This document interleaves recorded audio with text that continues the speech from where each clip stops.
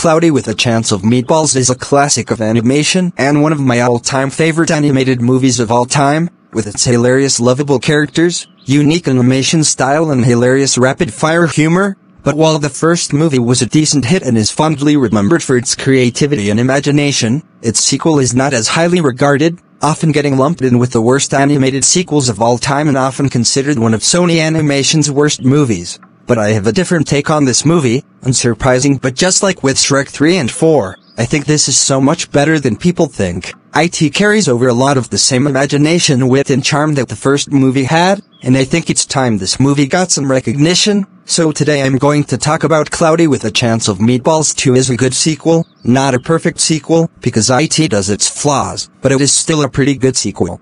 Now when IT comes to Cloudy 2, the biggest complaint towards the movie is that it's a recycle of the first movie's plot, from the premise of the machine continuing to be a threat to the characters going through the exact same development from the first movie. And while some things are similar to the first movie, I don't think it's a complete retread of the first movie. The way the characters are developed in this movie lines up perfectly with their characters and continues their character arcs in similar but interesting, compelling ways. Flint Lockwood, while he does get easily manipulated by Chester V to do what WHSD he wants, similar to how the mayor manipulated him in the first movie. You have to remember Flint is very naive, and this is not just anybody to him. This is his childhood hero, someone that he respects and will do anything to impress, and we've all been in that place where we've looked up to somebody and we really want them to like us, but we feel like we're not good enough. So we try to earn their approval. Even though Flint is a genius, he is still human and can easily get manipulated if it's someone he respects.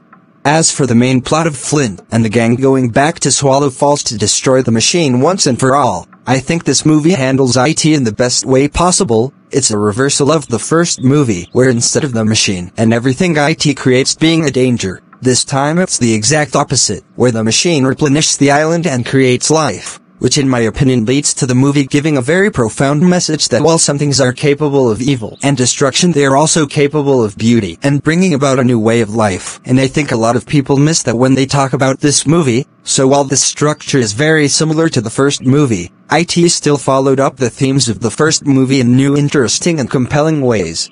Another big complaint is how the other characters are pointless to the story and are just there for gags. And while not every character is developed or utilized, there are a few that do play a part in the story. Most notably, Sam WHO is there for Flint whenever he's down on himself and needs someone to help him back up. Sam is a very crucial and important character to the story, and an underrated one at that. I don't get why people overlook her contributions to the plot and why she's seen as one of the more pointless characters when clearly she's not. Then you got characters like Earl. While not doing as much as Flint or Sam, is still very important to the adventure, as his strength and agility can help them avoid getting eaten by a chia spider or any other food-based creature. Trust me, you wouldn't want to go in that jungle alone. Then you have Tim Lockwood WHO as Mia for most of the movie, but when Flint catches up with him, he serves a very important role in taking down the bad guy and saving the day, in which we'll get to in a minute. The only two that really don't have to be here is Manny and Steve. Manny served a very important purpose in the first movie's climax, where he was the only eligible driver that could fly the flying car, thus helping Flint get inside the meatball and destroy the machine. In this one he doesn't really do much, other than fill on the bit where the heroes finally figure out WHO the real villains are. Outside of that,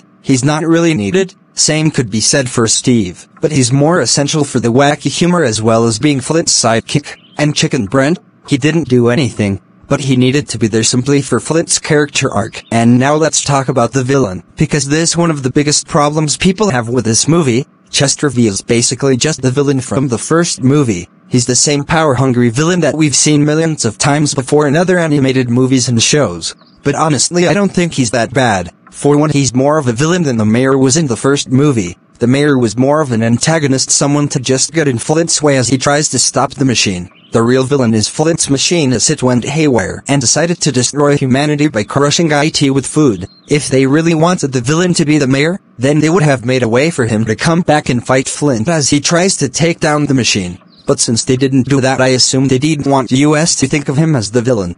Chester V actually has a final battle with Flint. He actually does villainous things and actually does have a pretty effective plan and almost wins in the end. If IT wasn't for Flint's party invention, they would have lost and he would have succeeded. He may not be the best villain, but he's certainly pretty formidable. As for Barb, she's okay. She definitely has her moments where she can be funny, energetic, and even sympathetic, but she's not memorable. The animation in this movie is a slight improvement over the first one, and there is way more color, but to be fair, the first movies was still groundbreaking for its time. IT still has the same energy, wit, and charm that made the first movie so memorable. The score is also slightly better than the first one. Most of the tracks are just the first movie's music scores, just slightly updated, but the best thing about the movie's soundtrack is the song Louisiana DAD Perfect by Cody Simpson. I loved Raining Sunshine by Miranda Cosgrove, but this song is even better. It's so heart-pumping, energetic, and catchy. Overall, guys, I think Cloudy with a Chance of Meatballs is a good extension of the first movie's world characters and themes. It's not perfect and it's not as gory as the first film, but it's pretty close. If you're a fan of the first one, then you'll definitely enjoy this one. It's more of the same but different enough to where IT can be seen as its own thing. Anyways guys, what did you think of Cloudy with a Chance of Meatballs 2? Did you like IT or dislike IT? Let me know down in the comments, and I'll see you guys next time.